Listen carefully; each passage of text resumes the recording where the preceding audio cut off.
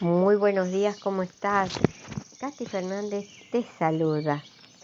Qué bueno que podamos encontrarnos nuevamente a través de este audio para abrir la palabra de nuestro Dios Creador. Te invito a que traigas tu Biblia y también a orar antes de abrirla. Amado Padre Celestial, gracias por tu amor, por tu cuidado. Gracias por este nuevo día. Gracias por tu palabra. Gracias por nuestro amado Salvador Jesús. En tu palabra, en Salmo 34, dices: busqué a Jehová y él me oyó y me libró de todos mis temores. Los que miraron a él fueron alumbrados y sus rostros no fueron avergonzados. Padre, ayúdanos a buscarte siempre. Ayúdanos a seguirte siempre. Aumenta nuestra fe. Y ahora, que al abrir tu palabra, el mismo Espíritu que inspiró a los profetas nos ilumine para entender tu mensaje de amor. Oramos en el nombre de Jesús. Te amamos, Padre. Amén. La lección de Escuela Sabática para el martes 17 de diciembre lleva por título Esdras reacciona.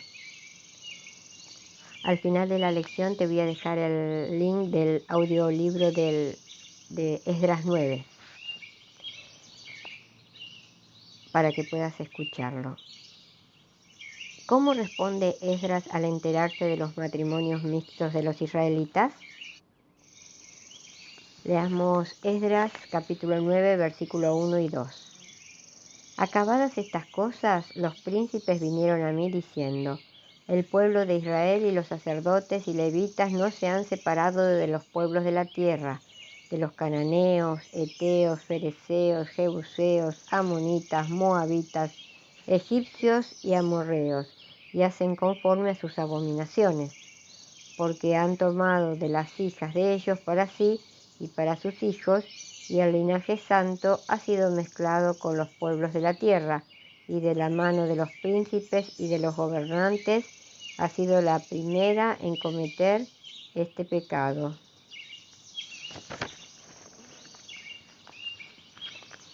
Esdras 9, capítulo 9, versículos 1 y 2 expresa que las personas no se han separado. La palabra separado también se usa en otros versículos, en Levítico 10:10, 11:47, en Éxodo 26:33, en Génesis 1:4, 6, 7, 14 y 18. ¿Qué significa el uso de esta palabra en relación con el tema de un creyente que se casa con un incrédulo? El pueblo se acercó a Esdras con la cuestión del matrimonio mixto. La terminología que usaron para enumerar a las naciones incluidas en abominaciones demostraba que conocían la Torá, ya que la lista se toma directamente de los relatos bíblicos. Curiosamente, los dirigentes civiles llevaron las noticias a Esdras, ya que hasta los líderes espirituales de la nación, los sacerdotes y los levitas, eran culpables de esta transgresión. En su estudio de las causas que condujeron al cautiverio babilónico, Esdras había aprendido que la apostasía de Israel se debía en gran parte al hecho de que se había enredado con las naciones paganas. Él había visto que, si hubiesen obedecido la orden que Dios les diera de mantenerse separados de las naciones circundantes, se habrían ahorrado muchas experiencias tristes y humillantes. De manera que cuando supo que a pesar de las lecciones del pasado, hombres eminentes se habían atrevido a transgredir la ley dada para salvaguardarlos de la apostasía, su corazón se conmovió. Pensó en la bondad manifestada por Dios al dar a su pueblo otra oportunidad de establecerse en su tierra natal, y quedó abrumado de justa indignación y de pesar por la ingratitud que revelaban.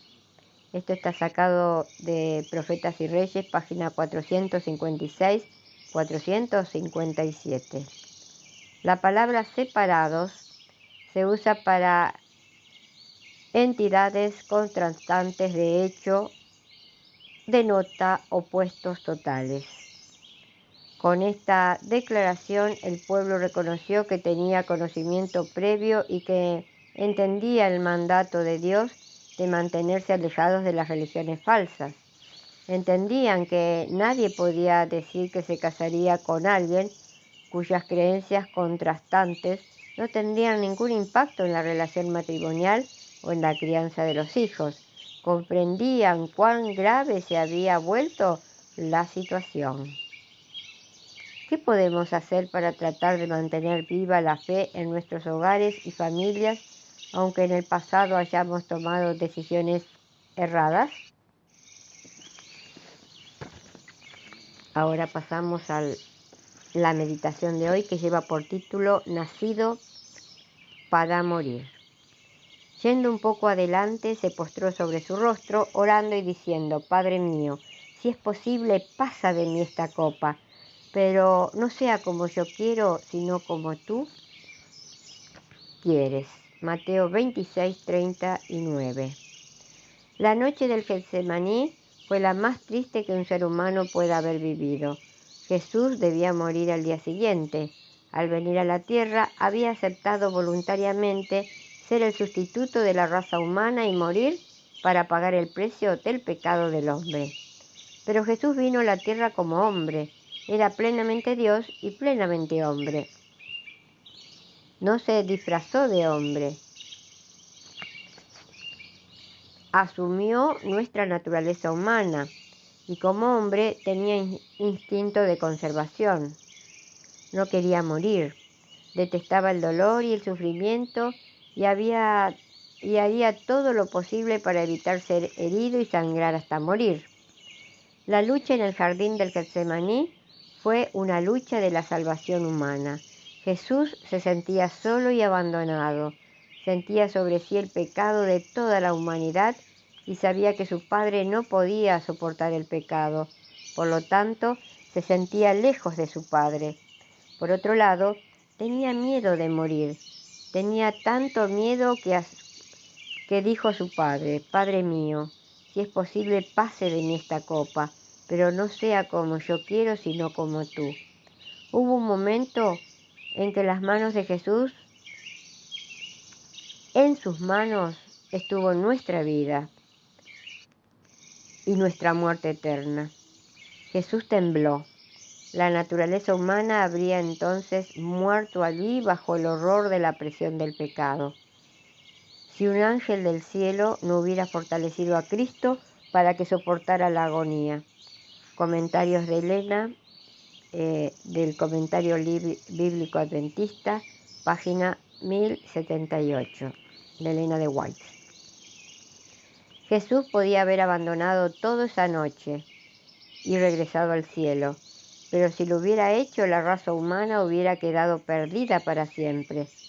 Fue el amor por el hombre lo que llevó a Jesús a soportar las terribles pruebas y beber el cáliz de la muerte.